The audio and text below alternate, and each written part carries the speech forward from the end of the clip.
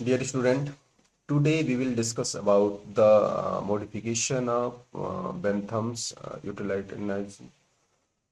Actually जो Bentham जो है वह जब यूटिलिटरियनिज्म को डिफाइन करते हैं, जब एक्सप्लेन करते हैं, तो वह जो है हर चीज के जो है का जो मापदंड है, हर वस्तु का, हर चीज का, चाहे वो राज्य हो, चाहे वो स्टेट हो, चाहे राज्य हो, चाहे कानून हो, चाहे कोई संस्था हो, चाहे कोई सामाजिक संस्था हो, चाहे जो है सरकार हो, हर चीज का जो मापदंड तय करते हैं वो यह तय करते हैं कि व्यक्ति जो है वह सबसे ज्यादा प्रभावित, सबसे ज्यादा जो है वह प्रभावित होता है तो किस चीज से? दो चीजों से। वह दो चीजें क्या क्या है? वह कहता है पेन और प्लेजर। पेन मतलब दुख और प्लेजर मतलब सुख। मतलब सुख और दुख जो है यह दो ऐसे सावरिन हैं जो ह्यूमन नेचर को, ह्यूमन बिहेवियर को प्रभावित करते हैं। बेंथम का यह मानना था कि जो सुख और दुख है, इंसान सिर्फ और सुख और दुख का ही गुलाम है। वह अपने सारे काम, अपनी सारी एक्टिविटी, अपनी सारी इच्छाएं, उसके सारे जो बिहेवियर है, वह सब कुछ सिर्फ इन दो चीजों से गवर्न होता है। वह हमेशा सुख की तलाश में होता है, सुख के लिए काम करता है, सुख के लिए भटकता है, और वह हमेशा दुख से भागता है, दुख से बचता है। वह चाहता है कि उसके जीवन में दुख का सामना न हो। बेंथम जो है जब अपने इस यूटिलिटरियनिज्म को डिफाइन करते हैं, डिस्क्राइब करते हैं, तो कहते हैं कि इंसान हर उस काम, चाहे उसका राज्य के साथ संबंध हो, चाहे उसको कानूनों को मानने की बात हो, चाहे वह रूल्स और रेगुलेशन की मानने की बात हो, चाहे वह जो है सरकार की बातों को मानने की बात हो, चाहे वह वेलफेयर की बात हो, वह कोई भी काम ऐसा नहीं करता जिसमें उसे यह महसूस हो जाए, यह लग जाए कि इससे मुझे सुख की प्राप्ति नहीं होगी। मतलब उसकी सारी एक्टिविटीज सिर्फ और सिर्फ दो रीजन से होती है, दो कारणों से होती है, दो चीजों से होती है। और वह चीजें क्या क्या है? वह दो वस्तुएं क्या क्या है? तो सुख और दुख। तो कहता है कि सुख और दुख ही वह चीज है जो इंसान के नेचर को, इंसान के व्यवहार को नियंत्रित करती है। वह हमेशा सुख की खोज करता है, सुख की तलाश करता है, सुख के लिए काम करता है। अगर उसे पता है कि यह काम करने से, यह इस रास्ते जाने से, यह काम करने से अगर मुझे दुख की प्राप्ति होगी, अगर मुझे दुख मिलेगा, अगर इस रास्ते से जाने पे मुझे दुख की प्राप्ति होगी, तो वह कभी भी वह उस रास्ते का चयन नहीं कर सकता, क्योंकि उसका मोटिव है सुख पाना। वह सुख की तलाश में भटकता है, वह सुख चाहता है, वह सुख की खोज करता है, वह सुख के लिए ही सारे काम करता है। इसको जो है हेडोनिज्म या फिर सुखवादी जो है आइडियाज या विचार कहता है बेंथम। बेंथम जो है वो उपयोगितावाद की व्याख्या, मतलब किसी भी चीज का महत्व सिर्फ और सिर्फ उसके उपयोगिता से है। और उपयोगिता का मतलब यह है, उपयोगिता का क्या मीन्स यह है कि वह कितना हैप्पीनेस या प्लेजर प्रोवाइड कराता है। वो जितना हैप्पीनेस इंक्रीज कराएगा, जितना हैप्पीनेस या प्लेजर प्रोवाइड कराएगा, वह उतना ही यूजफुल है, उसकी यूटिलिटी उतनी ही ज्यादा है।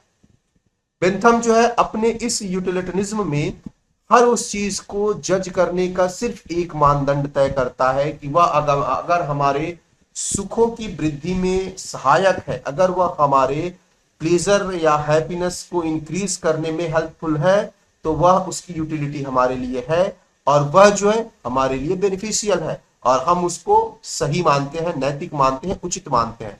अगर उसका रोल, अगर उसका इंपॉर्टेंस हमारी लाइफ में हमारे हैप्पीनेस को या फिर प्लेजर को बढ़ाने में, इंक्रीज करने में नहीं है, अगर वह हमारे पेन को इंक्रीज कर रहा है, अगर हमारे पेन को इंक्रीज कर रहा है, दुखों को बढ़ा रहा है, अगर वो हमारे लिए स्ट्रेस पैदा कर रहा है, अगर हमारे लिए वो संकट पैदा कर रहा है, तो हमारे लिए वह अनैतिक है, बुरा है, और हमारे लिए उसका कोई महत्व नहीं है, हमारे लिए उसकी कोई यूटिलिटी नहीं है।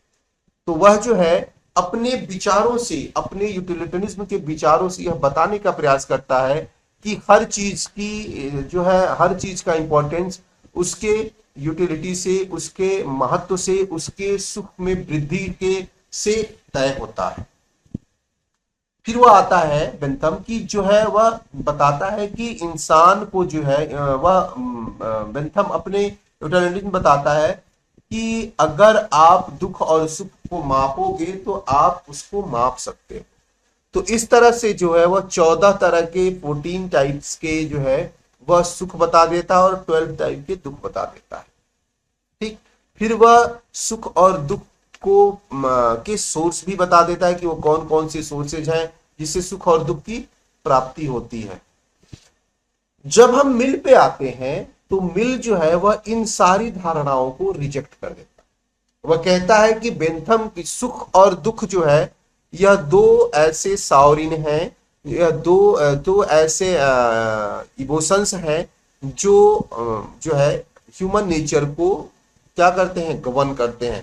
ह्यूमन बिहेवियर को, ह्यूमन नेचर को गवर्न करने वाली यह दो जो है या मेन सावरिन है या फिर मेन जो है वह इमोशंस हैं जिससे दो लोगों का नेचर गवर्न होता है। यहां तक तो ठीक है। वह कहता है कि नो डाउट कि इंसान जो है वो सुख की तलाश करता है, सुख के लिए परेशान रहता है और ह्यूमन नेचर है। हम आप सब जो है, हम भले यूटिलिटेरियन को माने या ना माने, लेकिन हम और आप कोई भी दुख को प्राप्त करना नहीं चाहता। सब जो है वह हैप्पीनेस और प्लेजर के लिए परेशान रहते हैं। अगर आपको पता है कि जिस काम में दुख मिलना है आप कभी नहीं करेंगे। हम और आप कोई ऐसा काम नहीं कर सकते जिससे हमें यह पहले से पता हो कि हमें दुख मिलेगा। अगर हमें पता है कि हम जिस रास्ते जा रहे हैं उस रास्ते में कुत्ता दौड़ा देता है, या कुत्ता दौड़ा के काट लेगा, या फिर शेर आ जाएगा, या फिर शेर आता है, तो हम कभी भी उस रास्ते को प्रेफर नहीं करेंगे। हम कभी भी उस रास्ते से नहीं जाएंगे। हमें पता है कि उस रास्ते में कांटे हैं, पैर में चुभ जाएंगे, तो हम कभी उस रास्ते से नहीं जाएंगे, क्योंकि हम कोई ऐसा काम कर ही नहीं सकते जिस काम में हमको यह पता हो कि हमें दुख मिलेगा। ठीक, तो इस तरह से मिल इस बात से सहमत है कि बेंथम यह जो दो चीजें बताता है कि यह जो दो सावरिन है, सुख और दुख, पेन और प्लेजर, यह ह्यूमन नेचर को, ह्यूमन बिहेवियर को क्या करती है, गवर्न करती है।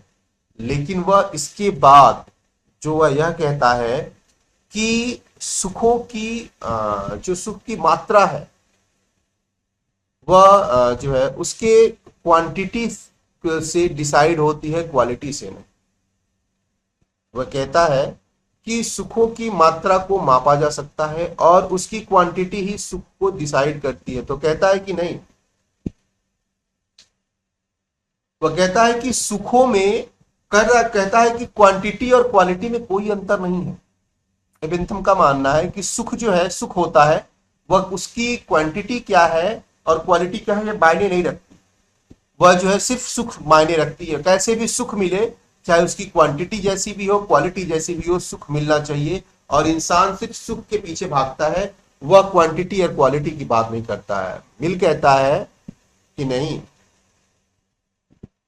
सुखों में क्वांटिटी या क्वांटिटेटिव डिफरेंस नहीं होता, बल्कि क्वालिटेटिव डिफरेंस होता है। अब क्वालिटेटिव डिफरेंस का क्या मतलब है कि इसमें जो है गुणात्मक अंतर होता है।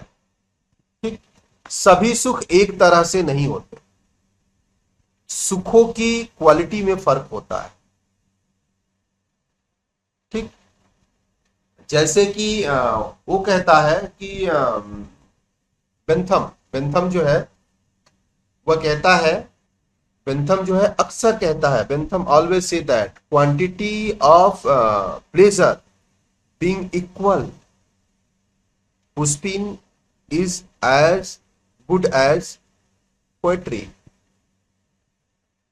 बेंथम का एक पेट लाइन है, बेंथम की एक पेट लाइन है, एक पेट स्टेटमेंट है कि पुष्पिन जो प्लेजर है, वह कहता है कि quantity of pleasure being equal pushpin is as good as poetry.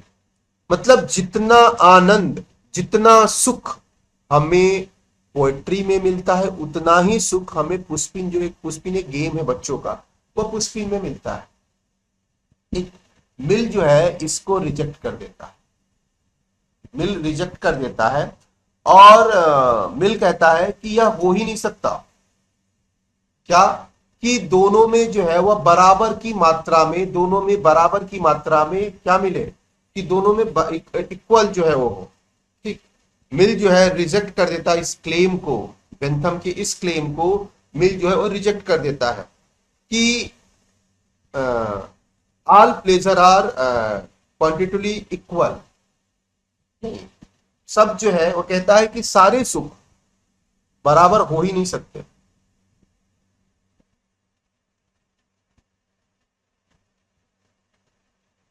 बराबर हो ही नहीं सकते।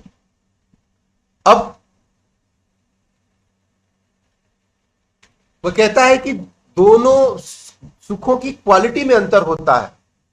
अब सुखों की क्वालिटी क्या है, कुछ क्षणिक सुख होते हैं और कुछ जो है, जैसे कुछ जो है ऐसे सुख होते हैं, ऐसे प्लेजर होते हैं, ऐसे सुख होते हैं जो, वह जब इसकी बात करता है तो कहता है कि जो सुखों की मात्रा है, सुखों की मात्रा क्वांटिटी से ज्यादा क्वालिटी के आधार पे गुणों को तौलना चाहिए। वह इसका एग्जाम्पल देता है, वह बेंथम के इस बात को, इस थियरी को, इस कॉन्सेप्ट को रिजेक्ट कर देता है कि all pleasure are quantity equal. तो कहता है कि हो ही नहीं सकता, क्योंकि अगर हमारे सेंसेस से जो हमें, इंद्रियों से जो हमें अगर किसी तरह का कोई प्लेजर फील होता है, ठीक, अगर कोई फील होता है तो वह जो है वह क्षणिक है। वह कहता है कि एक मूर्ख के संतुष्टि से अच्छा है, एक अगर एक मूर्ख संतुष्ट मूर्ख से अच्छा है कि एक असंतुष्ट सुकरात बन जाना। अब संतुष्ट मूर्ख जो है, असंतुष्ट सुकरात, इन दोनों में फर्क है, क्योंकि जो मूर्ख संतुष्ट है उसने उस सुख के सिर्फ क्वांटिटेटिव पॉइंट ऑफ व्यू से ही उसको सोचा, लेकिन जो असंतुष्ट सुकरात है उसने क्वांटिटेटिव के साथ साथ क्वालिटेटिव को भी सोचा। वह उनके दोनों पक्षों को सोचा और दोनों पक्षों, कहता है कि एक संतुष्ट सुअर की अपेक्षा एक संतुष्ट असंतुष्ट जो है मानव बनना बेहतर है। तो वह कहना यह चाहता है कि हम जो है क्वांटिटी पे या किसी भी सुख की मात्रा से ज्यादा सुखों की क्वालिटी पे, उसके गुण पे, उसकी क्वालिटी पे अगर हम डिपेंड होंगे तो वह ज्यादा हमारे लिए बेनिफिशियल होगा।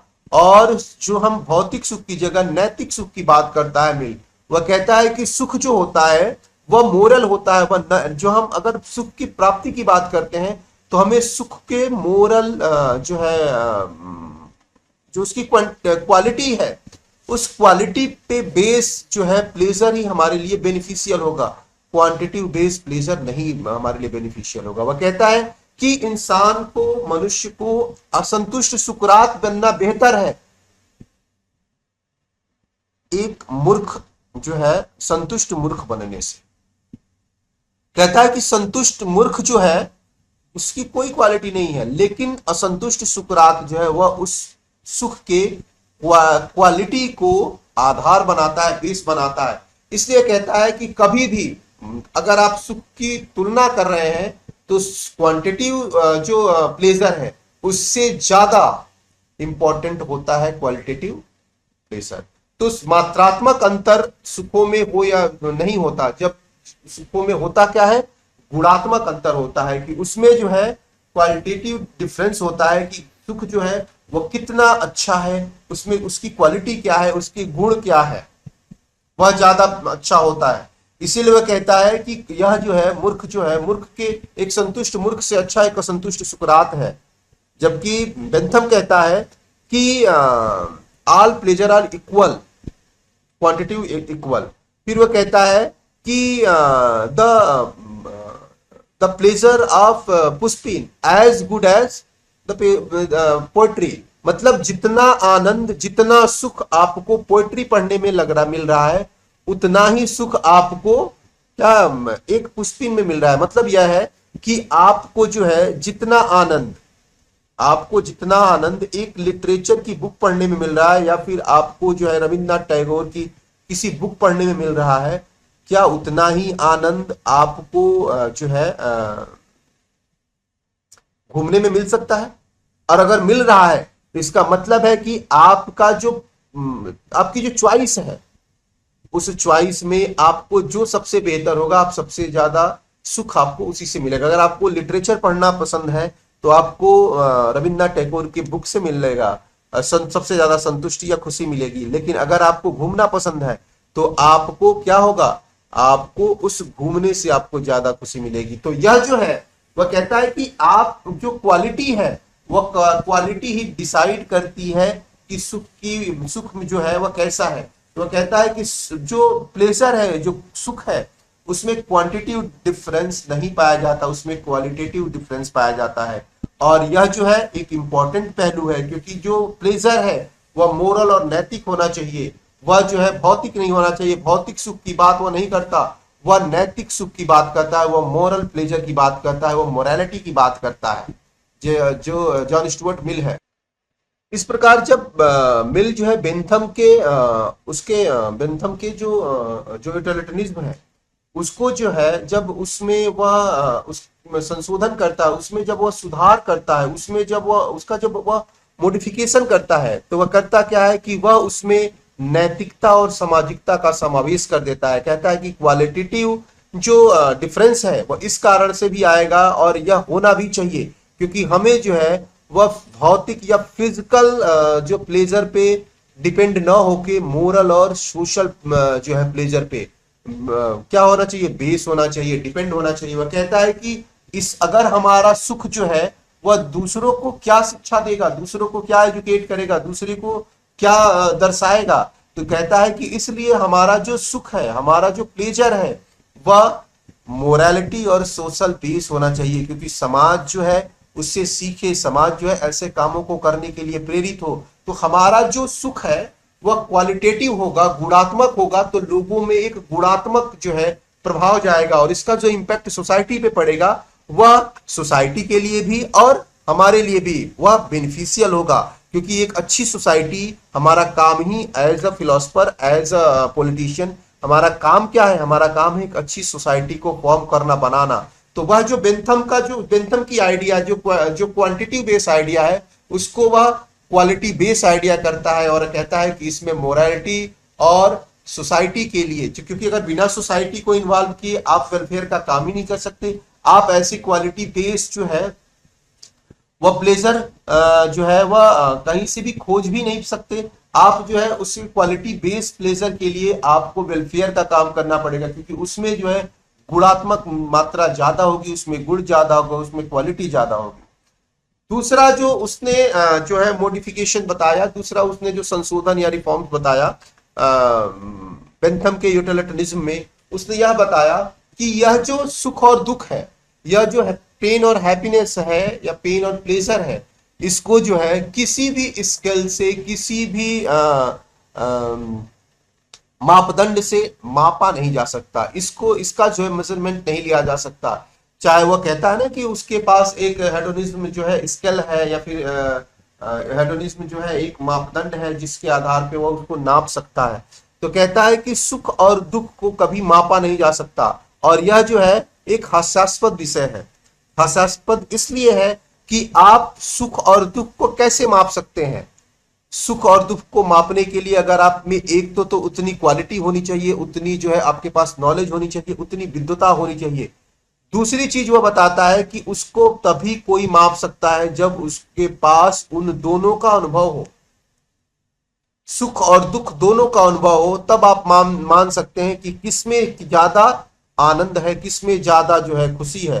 क्योंकि सुख के बाद, दुख के बाद सुख आता है तो खुशी होती है। तो आप इसको मापने के लिए, आपको इसको मापने के लिए यह जरूरी है कि आप जो है क्या करें, आप जो है इसको मापने के लिए यह जरूरी है कि आपके पास इन दोनों का अनुभव हो। बिना एक्सपीरियंस के, बिना अनुभव के यह पॉसिबल ही नहीं है। आप जो है इसको किसी स्केल द्वारा, किसी जो है मापदंड द्वारा माप नहीं सकते। इसको सिर्फ अनुभव से जाना जा सकता है, और कोई ऐसा स्केल नहीं बन सकता है, ऐसा कोई गणितीय जो है या मैथमेटिक स्केल नहीं डेवलप किया जा सकता जो लोगों के इमोशंस को, लोगों के भावनाओं को माप सके कि किससे कितना सुख मिला और किससे कितना दुख मिला। यह पॉसिबल नहीं है, हास्यास्पद है, क्योंकि इसको जो है गणितीय मैथमेटिक्स नॉलेज के द्वारा या मैथमेटिक्स के स्केल डेवलप करके या कोई मेजरमेंट जो है डेवलप करके ऐसा कुछ भी नहीं है कि उसे मापा जा सके। इसको मापने का सिर्फ एक ही तरीका है, एक ही माध्यम है कि अगर आपने उन दोनों चीजों को डीपली महसूस किया है, एनालाइज किया है, तो आप उसको बता सकते हैं। लेकिन वो भी एग्जैक्ट डेटा आप उसका नहीं दे सकते, सुख और दुख का, लेकिन आप अपने अनुभव के आधार पे आप उसको बता सकते हैं कि यह जो है सुख की मात्रा इतनी होती है और दुख की मात्रा इतनी होती है, जबकि बेंथम ने कहा था कि सुख और दुख को मापा जा सकता है, और उसने मापने के लिए एक स्केल भी दिया था कि जिस स्केल पे, जिस मापदंड पे, जिस जो है टूल को यूज करके हम सुख और दुख को माप सकते हैं। जबकि जो जॉन स्टुअर्ट मिल है वह इस चीज को खारिज कर देते हैं, इसको रिजेक्ट कर देते हैं कि किसी भी तरह से, किसी भी कीमत पे या किसी भी व्यवस्था द्वारा, किसी भी मेजरमेंट द्वारा, किसी भी स्केल द्वारा सुख और दुख को मापा नहीं जा सकता। तीसरा जो मॉडिफिकेशन वो बताते हैं जॉन स्टुअर्ट मिल, जो तीसरा मॉडिफिकेशन बेंथम के यूटिलिटरियनिज्म में बताते हैं, वह यह बताते हैं कि बेंथम जो है वह स्टेट को एक सॉवरेन जो है इंस्टीट्यूशन के रूप में मानता है, जिसके पास लॉ फॉर्म करने की अथॉरिटी है या पावर है। मैंने आपको जब बेंथम पढ़ाया था तो मैंने बताया था कि वह जो है राज्य को संप्रभु मानता है, राज्य को सॉवरेन मानता है, सुप्रीम मानता है। क्यों? क्योंकि वह कहता है कि जिसके भी पास लॉ फॉर्म करने का अधिकार हो, विधि निर्माण का अधिकार हो, कानून बनाने का अधिकार हो, वही सॉवरेन है, वही सर्वोच्च शक्ति है, वही सर्वोच्च है। क्योंकि जिसके पास भी अधिकार होगा वह इसको यूज करके वह सॉवरेन बन सकता है, संप्रभु बन सकता है।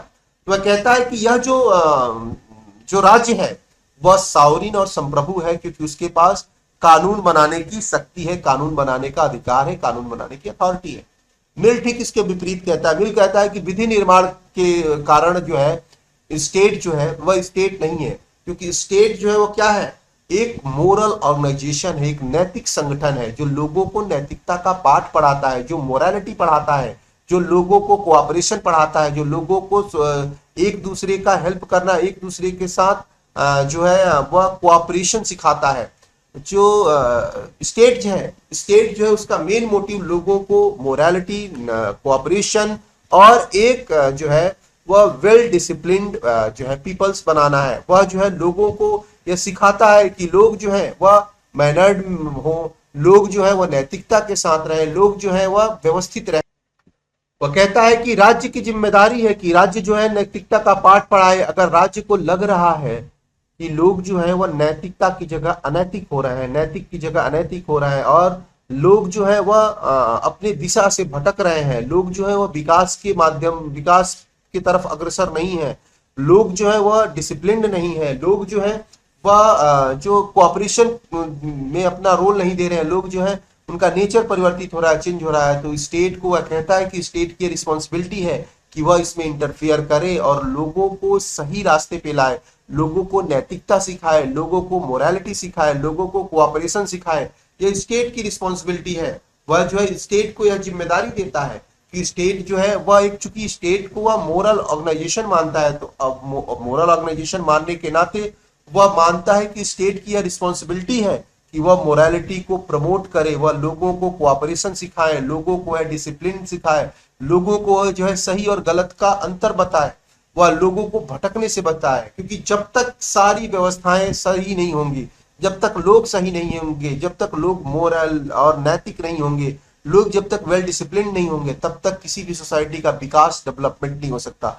तो डेवलपमेंट के लिए जरूरी है कि उनमें मोरालिटी हो, उनमें जो है डिसिप्लिन हो, वह एक दूसरे को कोऑपरेट करे, कोऑपरेशन हो।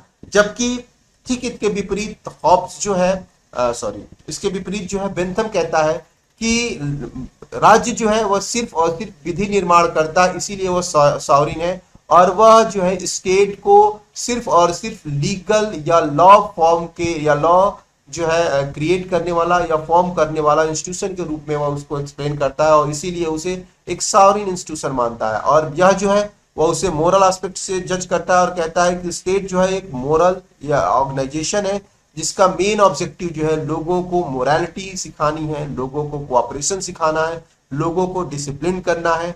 तो इस तरह इन दोनों के विचारों में अंतर है। फिर जो है अगला जो वह कह सकते हैं कि मॉडिफिकेशन बताता है, वह जो उसका वर्ल्ड फेमस कोटेशन है वो उसमें बताता है। जो बेंथम है उसका एक वर्ल्ड फेमस कोटेशन है कि जो यूटिलिटरियनिज्म है उसका मोटिव है maximum pleasure for maximum peoples, अधिकतम लोगों का अधिकतम सुख, या अधिकतम लोगों के लिए अधिकतम सुख। जो जॉन स्टुअर्ट मिल है वह कहता है कि अधिकतम लोगों के अधिकतम सुख का मापदंड या मोटिव हमारी स्टेट का नहीं है। हमारे स्टेट की जो रिस्पॉन्सिबिलिटी है, हमारे स्टेट का जो मोटिव है, हमारे स्टेट का जो ऑब्जेक्टिव है, वह ऑल पीपल का है। वह कहता है कि उसका जो लक्ष्य है, उसका जो ऑब्जेक्टिव है, वह सबको प्लेजर प्रोवाइड कराना है। अधिकतम की बात नहीं। अधिकतम का मतलब क्या है कि अधिकतम का मतलब है कि उसमें कुछ जो है मिनिमम छूट भी जा रहा है। अधिकतम का मतलब 100% नहीं होता। अधिकतम अधिकतम का मतलब 51 और 41 और 49 भी हो सकता है, 61 और 39 भी हो सकता है, 75 25 भी हो सकता है। तो कहता है कि यह जो कॉन्सेप्ट है, अधिकतम लोगों का अधिकतम सुख, ठीक, तो यह जो अधिकतम लोग या अधिकतम व्यक्तियों का अधिकतम सुख है, इसमें सभी शामिल नहीं है, अधिकतम लोग शामिल हैं। तो कहता है कि अधिकतम का तात्पर्य यह है कि इसमें कुछ लोग छूट रहे हैं, और इस राज्य का जो लक्ष्य होता है वह किसी को छोड़ना नहीं होता, उसको सबको लेके चलना होता है। उसकी रिस्पॉन्सिबिलिटी होती है कि वह सबको प्लेजर प्रोवाइड कराए, सबको सुख उपलब्ध कराए, सबके सुखों में वृद्धि कराए। वह सबके लिए है, कुछ के लिए नहीं है, ठीक। और उसकी रिस्पॉन्सिबिलिटी सबको लेकर है, अधिकतम को लेके नहीं है। अधिकतम का मतलब है कि बहुमत, वह सारे लोग जो एक साथ है, बहुमत है, जिन जो एक तरफ से मानते हैं। इसका मतलब है कि सरकार जो है वो पार्शियल हो गई, क्योंकि अधिकतम का मतलब है जो मैक्सिमम की बात है, जो उनके विचारों को मानते हैं, जो उनके जो सरकार के या इस राज्य के ऑर्डर का ओबे करते हैं, या फिर उनके आदर्शों को फॉलो करते हैं, उनके ऑर्डर को फॉलो करते हैं, उनके दिए गए रूल्स रेगुलेशन को मानते हैं। लेकिन कुछ ऐसे भी लोग हो सकते हैं जिनकी आइडियोलॉजी उस आइडियोलॉजी से मैच नहीं करती। इसका मतलब है कि उन अधिकतम लोगों में वह नहीं आते। ये हो सकता है ना, क्योंकि अधिकतम का मतलब यह है कि कुछ ऐसे लोग हैं जो उसमें शामिल नहीं है। अधिकतम में सभी नहीं आते, नहीं तो वो यह कहता ना कि सभी लोगों का सभी सुख, ठीक, या all pleasure for all peoples, यह कह सकता था। मैक्सिमम की बात है तो इसका मतलब है कि मिनिमम उसमें है, उसमें मिनिमम बचा हुआ है। तो उस मिनिमम के लिए क्या बात है भाई, उस मिनिमम के कौन सोचेगा, उस मिनिमम के लिए कौन बात करेगा, उस मिनिमम की कौन व्यवस्था करेगी। जॉन स्टुअर्ट मिल कहता है कि हम मिनिमम और मैक्सिमम की बात ही नहीं करते, हम बात किसकी करते हैं कि all pleasure for all peoples. अगर स्टेट में कोई लास्ट पीपल भी है, अगर लास्ट व्यक्ति भी है, तो यह राज्य की जिम्मेदारी है, यह राज्य की नैतिक जिम्मेदारी है, राज्य की मोरल रिस्पॉन्सिबिलिटी है कि वह उस अंतिम व्यक्ति तक, उस लास्ट मैन तक भी प्लेजर को क्या करे, पहुंचाए, उस लास्ट मैन को भी प्लेजर प्रोवाइड कराए। यह जो बात है, यह जो तर्क है, वह बेंथम से मिल को अलग करता है। और यहां बेंथम जहां जो है मेजोरिटी की बात करता है, मिल वहां माइनॉरिटी को भी साथ लेके चलने की बात करने लगता है। अब हम इसको अगले लेक्चर में जो है वो पूरी तरह से एनालाइज करेंगे, इसको डिस्क्राइब करेंगे, जब हम उसका रिप्रेजेंटेटिव जो है गवर्नमेंट पढ़ेंगे, तब हम इसको जो है इसको डिस्कस करेंगे। तो वह कहता है कि अधिकतम व्यक्तियों के अधिकतम सुख की जगह जो राज्य का उद्देश्य है, जो लक्ष्य है, वह यह होना चाहिए कि all pleasure for all peoples, ठीक, क्योंकि उसका मानना है कि मैक्सिमम में कुछ लोग बच जा रहे हैं, और राज्य का लक्ष्य जो है वह कभी भी किसी को छोड़ना नहीं है। अगर राज्य किसी को छोड़ के चल रहा है, राज्य किसी की चिंता नहीं कर रहा है, अगर उनमें मैक्सिमम की चिंता कर रहा है और कुछ मिनिमम की चिंता नहीं कर रहा है, या कुछ लोगों को अकेले छोड़ रहा है, तो इसका मतलब है कि स्टेट पार्शियल है। स्टेट जो है वह कभी भी लिबरल नहीं हो सकता, वह स्टेट जो है कभी भी जो है वह कह सकते हो कि वह प्योर नहीं हो सकता, क्योंकि वह जो है वह पार्शियल हो जाता है। स्टेट का जो ऑब्जेक्टिव है, स्टेट का जो उद्देश्य है, स्टेट का जो लक्ष्य है, वह लास्ट मैन तक प्लेजर को प्रोवाइड कराना है, लास्ट मैन तक हैप्पीनेस को प्रोवाइड कराना है, लास्ट मैन तक सुख पहुंचाना है। तो मिल कहता है कि बेंथम की यह ideology maximum pleasure for maximum people जो है वह उचित नहीं है, सही नहीं है। इसकी जगह all pleasure for all peoples होनी चाहिए। राज्य का अंतिम व्यक्ति, लास्ट मैन भी इस प्लेजर, इस जो है हैप्पीनेस से दूर नहीं होनी चाहिए, या सबके लिए उपलब्ध होनी चाहिए। और उसका लक्ष्य जो है वह समाज के हर व्यक्ति पर, हर पुरुष के पास, हर इंसान के पास सुख और प्लेजर को पहुंचाना है, उसे सुख और प्लेजर या हैप्पीनेस और प्लेजर प्रोवाइड कराना। ठीक, समझ में आ रहा है? थोड़ा सा मैं ओवरफ्लो हो जाता हूं जब बोलने लगता हूं तो, लेकिन समझ में आ रहा है आप लोगों को? आ रहा होगा, आई होप। उसके बाद जो वह अगला सजेशन देता है, जो उसका अगला सजेशन है वह बताता है, अगला जो मॉडिफिकेशन वो बताता है, वह कहता है कि जिससे जो बेंथम है वह मानता है कि जो सामाजिक संस्थाएं हैं, जो सोशल इंस्टीट्यूशन है, वह जो है पीपल्स के इंटरेस्ट के बेस पे बनाई गई। और मिल जो है वह कहता है कि यह जो इच्छा जो सोशल इंस्टीट्यूशन है वह व्यक्ति या फिर जो है समाज के इच्छाओं का, उनके डिजायर का या जो है परिणाम है या रिजल्ट है। वह कहता है कि सामाजिकता जो है, वह जो सामाजिकता है वह व्यक्ति के इच्छाओं का परिणाम है। वह जो सामाजिक संस्थाएं हैं वह व्यक्ति के इच्छाओं के परिणाम द्वारा निर्मित है। वह व्यक्ति की इच्छाएं ऐसी हैं कि जिन्होंने इन सामाजिक संस्थाओं को बनाने की भूमिका अदा की। कहता है कि उदार समाज के, उदार जो है राज्य के लिए, उदार समाज मतलब लिबरल स्टेट के लिए लिबरल सोसाइटी भी आवश्यक है। कि अगर सोसाइटी लिबरल नहीं होगी, अगर सोसाइटी जो है वह अगर उदार नहीं है, अगर सोसाइटी अगर जो है वह अगर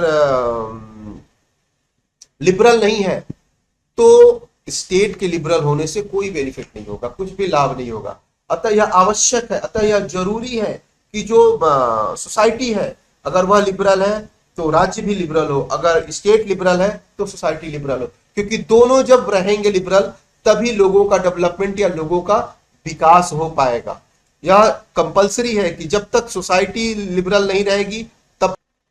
वह कहता है कि सोसाइटी सोशल इंस्टीट्यूशन को कंट्रोल करने के लिए, सोशल इंस्टीट्यूशन को जो है वह अगर सोशल इंस्टीट्यूशन है तो सोशल इंस्टीट्यूशन को और ज्यादा लिबरल और ज्यादा उदारवादी बनाने की आवश्यकता है। और यह तभी होगा जब उसमें सामाजिकता बढ़ेगी, लोगों की सहभागिता बढ़ेगी। लोग जितने ज्यादा उसमें सहभागी होंगे, लोग जितने ज्यादा उसके प्रति अपनी आस्था दिखाएंगे, लोग जितने ज्यादा उसमें अपना विश्वास दिखाएंगे, वह सामाजिक संस्थाएं उतना ही उदार होंगी, उतना ही विकसित होंगी। और इसके लिए यह जरूरी है कि इनका सहयोग हो, इनको जो है राज्य जो है वह इनको सहयोग करे, राज्य और ज्यादा उदार हो, राज्य स्टेट और लिबरल हो।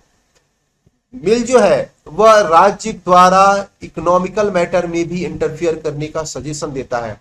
वह कहता है कि राज्य को जो है वह इकोनॉमिकल मैटर में भी अपना इंटरफियर करना चाहिए। अगर वह नहीं करता है तो जो इक्वलिटी है वह स्टेबल नहीं होगी। तो वह कहता है कि इकोनॉमिकल मैटर में भी स्टेट को अपना इंटरफियर करना चाहिए। अब यह वह पॉइंट है जहां जो जॉन स्टुअर्ट मिल है वह समाज सोशलिज्म के करीब चला जाता है।